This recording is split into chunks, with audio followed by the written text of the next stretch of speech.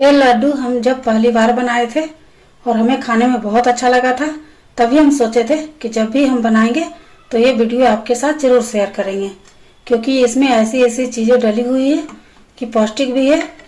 ठंड के दिनों में तो ज़रूर खाना चाहिए, क्योंकि सर्दी, खांसी, जुकाम और हड्डियों को मजबूत करने वाली और शरीर को ताकत देने वाली सभी चीज़ों का निवारण है ये लड्डू।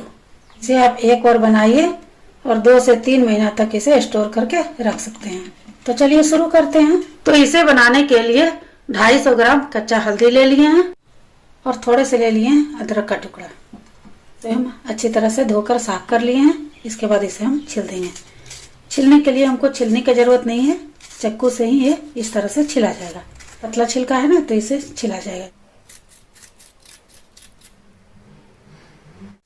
कच्चा हल्दी तो शरीर के लिए इतने गुणकारी है कि बस हर एक चीज में काम आते हैं। जोड़ों के दर्द हो या सर्दी जुकाम लगा हुआ हो तो आप इसकी हलवा बना लिए। हालांकि हम हलवा नहीं बना रहे हैं।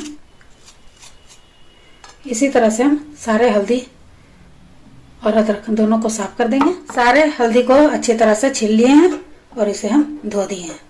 अब धोने के बाद क्या करेंगे, इसे हम कद्दूकस कर लेंगे।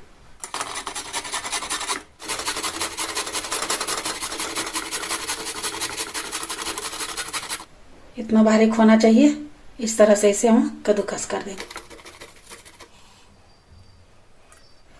हल्दी और अदरक दोनों को कद्दूकस कर लिए हैं। अब इसे हम साइड में कर देते हैं। अब हम ले लिए एक पैकेट गोंद और इसे हम पीस लेते हैं। गोंद का फाइन सा पाउडर बनके तैयार हो गया है। अब इसे कटोरी में निकाल लेते हैं।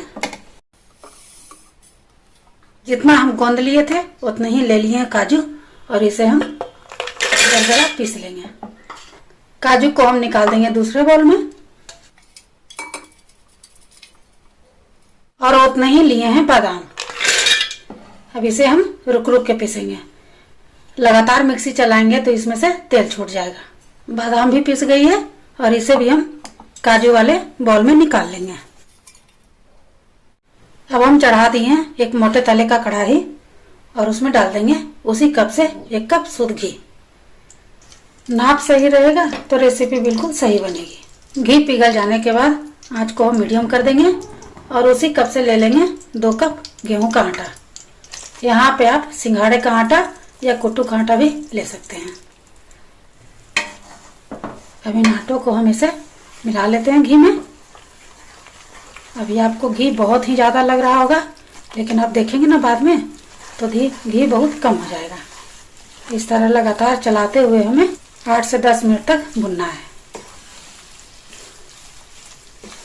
ताकि आटा कच्चा ना रह जाए। जैसे जैसे आटा भुनाते जाएगा जाली जैसी बनती जाएगी।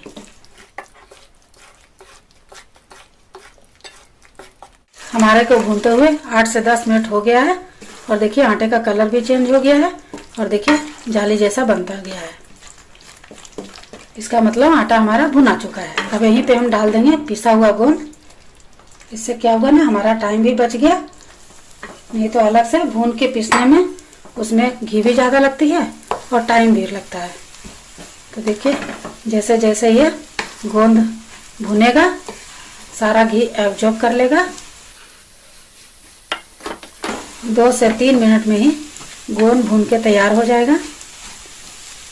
पिसा हुआ है तो बहुत जल्दी ही भून जाएगा और सारा घी एब्जॉर्ब कर लेगा। इतने ही घी में हमारा दोनों काम हो गया और टाइम भी बच गया। आँच को अभी हम तेज नहीं किए हैं, अभी हम मीडियम ही रखे हैं।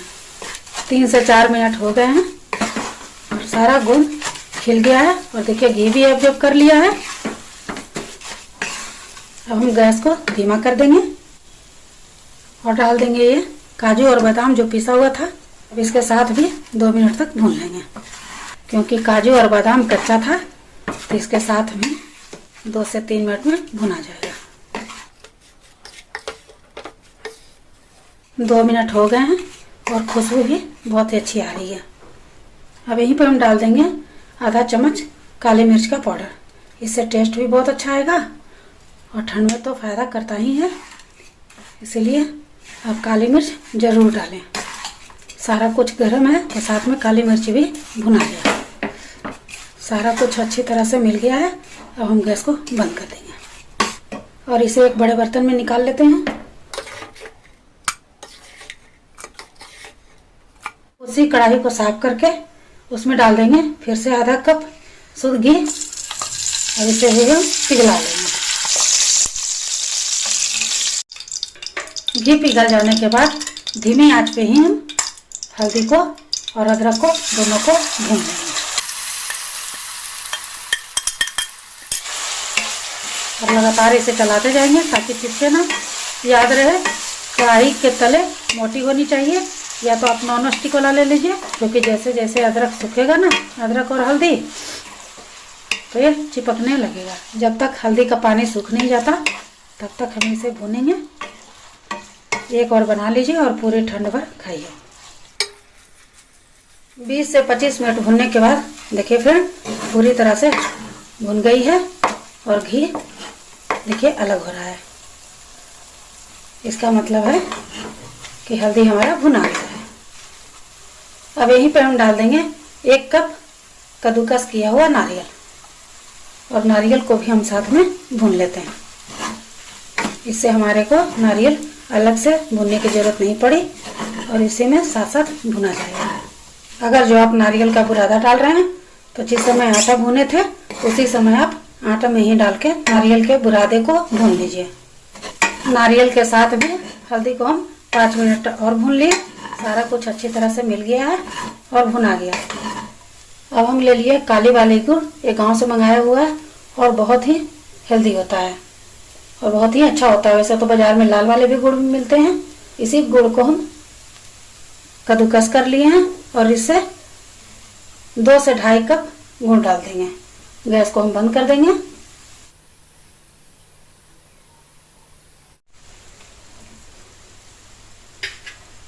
अब इसे हम मिला लेंगे और इसी गरम गरम में सारा गुड़ पिघल जाएगा, क्योंकि हमें चाशनी नहीं बनाना है। अगर जो गैस हम खुला रखते तो ये कड़ा हो जाता और कड़ा हमें नहीं चाहिए। बस गुड़ पिघलने तक चला देंगे इसे। गरम गरम सारा कुछ है तो आसानी से गुड़ पिघल जाएगा। देखिए फिर गुड़ पिघल रहा है। गुड़ भी सारा पिघल गया है। अब हम क्या करेंगे, ये जो भून के रखे थे आटा वो धीरे धीरे करके डालते जाएंगे और इसमें हम मिलाते जाएंगे। गैस हमारा बंद है लेकिन कढ़ाई हमारी गर्म है। बहुत ही आराम से सारा कुछ मिल जाएगा।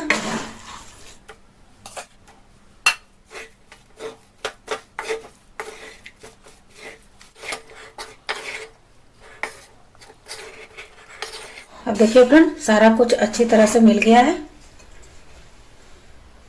अब हम इसके लड्डू बना देंगे और देखिए बड़ा आराम से बन रहा है लड्डू।